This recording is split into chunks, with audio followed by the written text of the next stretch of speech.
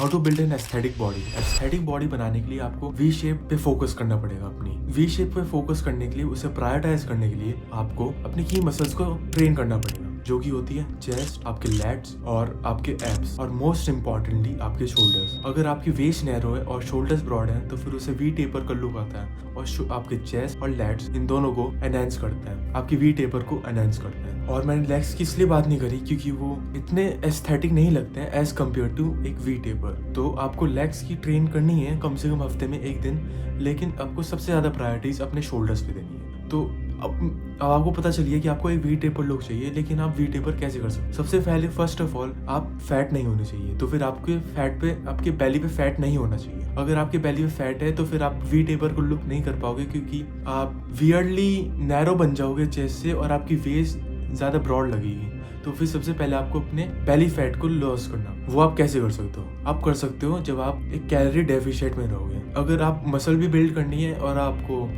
We taper look भी चाहिए, की वजह से आपको फैट भी लूज करना पड़ेगा, उसके लिए आपको 200 से 300 कैलोरी कम खानी पड़ेगी, जितनी आपकी मेंटेनेंस है। अगर आप स्टार्टिंग ये कर रहे हो तो फिर आपका मसल भी गेन होती जाएगी और आपका फैट भी लूज होता जाएगा।